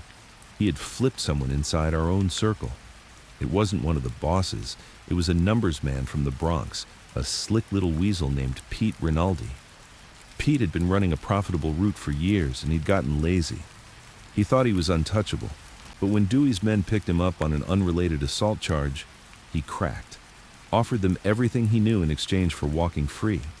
Lucky brought Pete into the tailor's under the pretense of a friendly talk. I was there. "You've been busy," Lucky said, pouring him a drink. Pete shifted in his seat. "I don't know what you mean." "You do," Lucky said. "You know exactly what I mean. And you know the problem isn't that you talked. The problem is who you talked to." Pete started to stammer something about just giving him small stuff. Lucky held up a hand.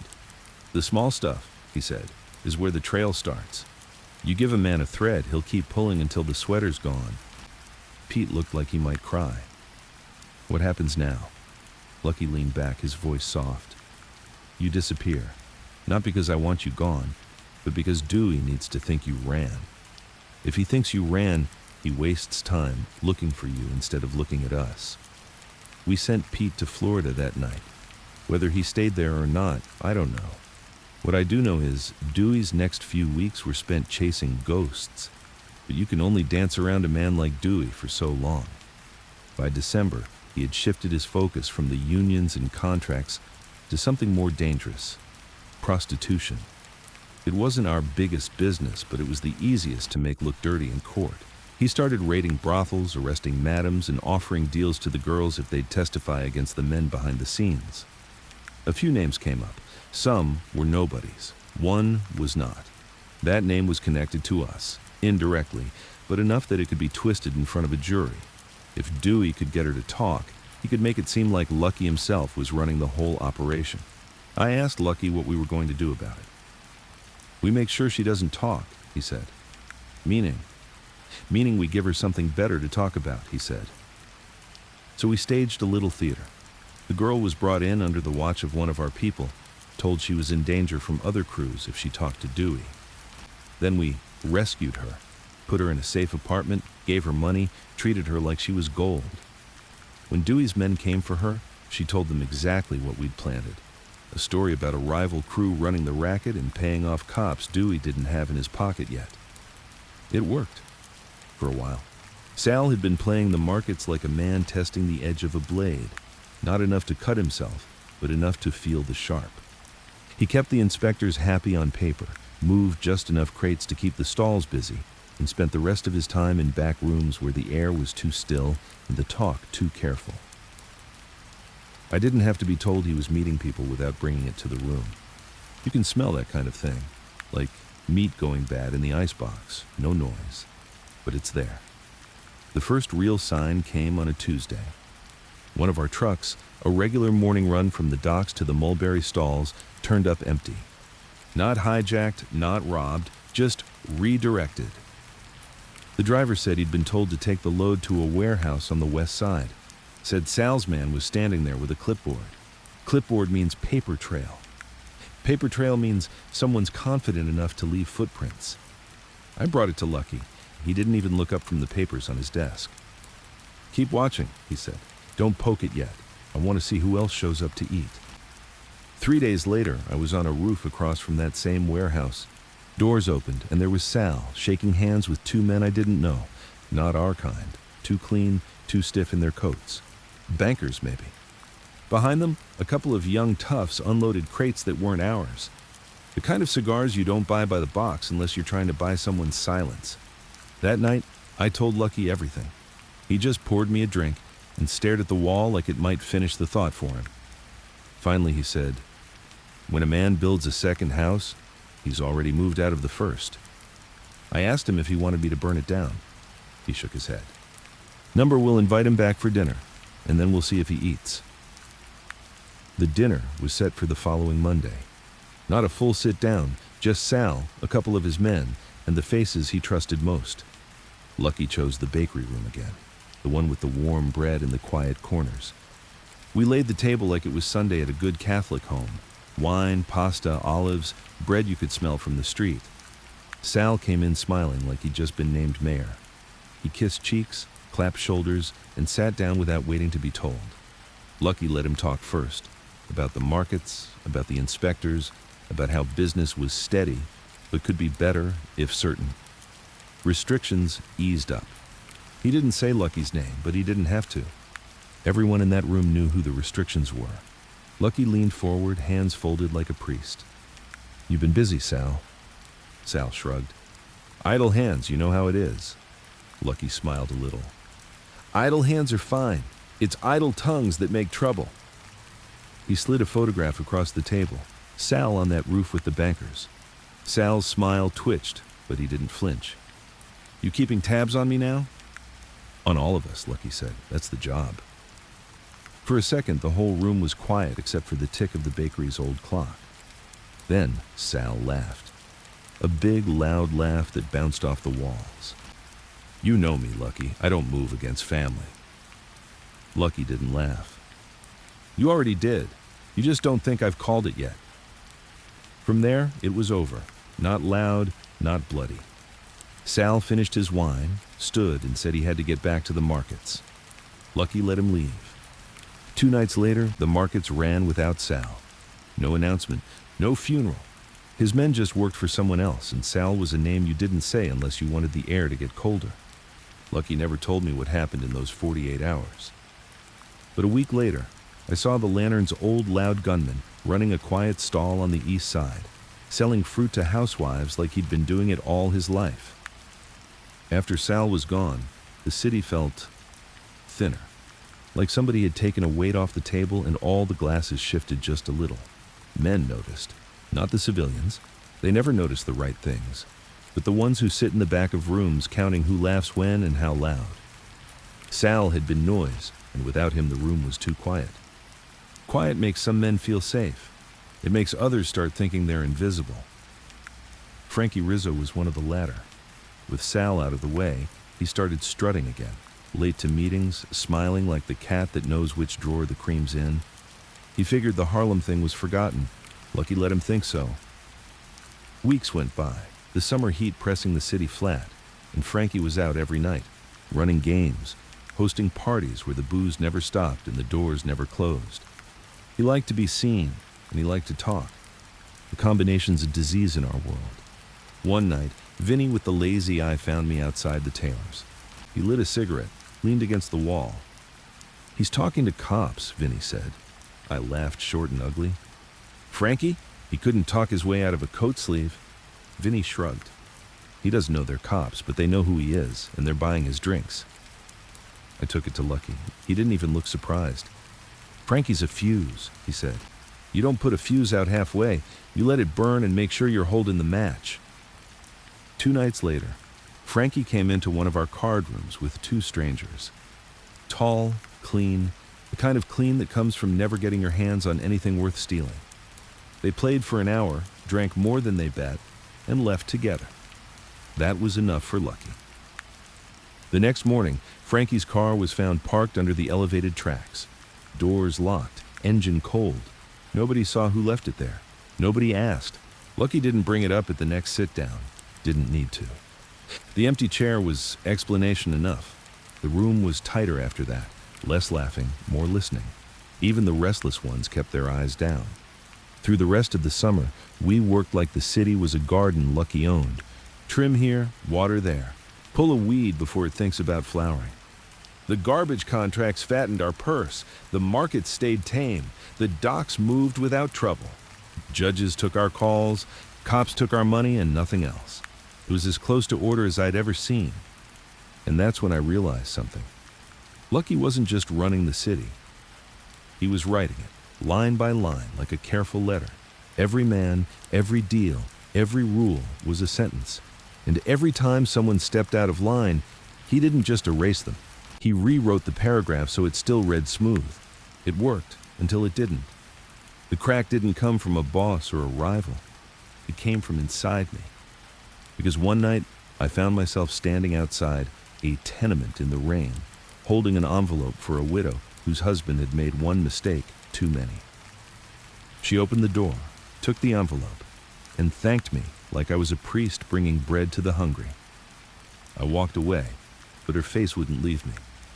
Not that night, not the next morning, Not even when Lucky poured me a drink and said, "We're good. The city's good." That's when I knew the truth. Quiet wasn't peace, it was just a cleaner kind of war. And I had been fighting it so long I couldn't hear the gunfire anymore. I didn't tell Lucky about the widow, not because I was scared. I'd seen what he did to men who thought fear was a shield, but because I didn't know how to put it in words he'd hear. What was I going to say? That the city felt smaller? That every door we closed on trouble also shut out the air? That the quiet he built was starting to sound like a coffin lid? He'd have smiled and told me I was tired, and maybe I was. By early fall, the city had settled into a rhythm so steady it almost felt fake.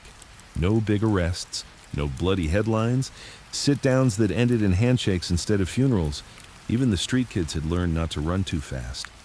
But I'd been around long enough to know when the water's too smooth, it's because something big is moving underneath. The big thing came from out of town. A crew from Philly, lean and loud, decided to make their mark by hijacking one of our liquor trucks on the Jersey Turnpike. They didn't know the driver had been with Lucky since before the tailor shop. They didn't know that taking that truck was the same as walking into our kitchen and slapping the cook. Lucky didn't rage, didn't even raise his voice. He just said, "We'll handle it ourselves." We left that night, me, Lucky, and Vinny with the lazy eye. No extra cars, no soldiers. Found the Philly crew in a roadhouse drinking our liquor and playing our music like they owned both. Lucky walked in first, sat at their table like he'd been invited, said, "That bottle's mine." One of them laughed. That was the last sound he made. It was quick, quieter than it had any right to be. When we left, the bottle was still on the table, half full, like nothing had happened. In the car back, Lucky lit a cigarette and said, "Sometimes you make an example so you don't have to make 100 more." I should have felt reassured. Instead, I felt tired in the bones. The next week, I started making excuses, small ones. Didn't show up at the tailor's as much, took errands that kept me on the other side of the river. Lucky noticed. Of course he did. One night, he found me at my place, sitting by the window, staring at the street like it had something to say. "You're thinking about leaving," he said. It wasn't a question. I didn't lie. "Yeah." He nodded, sat down across from me. "Most men don't walk. They wait to get pushed. I'd rather you walk." I asked him why he wasn't trying to talk me out of it. He smiled, that same calm, last right smile from the winter we met. "Because the quiet I built isn't for everyone, and I don't keep men who are waiting to make noise." We didn't shake hands, we didn't hug. He just stood, straightened his jacket, and said, "If you ever come back, knock twice and wait. The door will open." I never did go back. But sometimes, walking through the city at night, I'd feel it, that quiet he wove into the streets. In the markets, still running smooth. In the docks, still humming without fists flying. In the way certain corners felt watched without feeling dangerous. It was his city, always would be. And I was just another man who'd passed through, lucky enough to leave while my hands were still steady.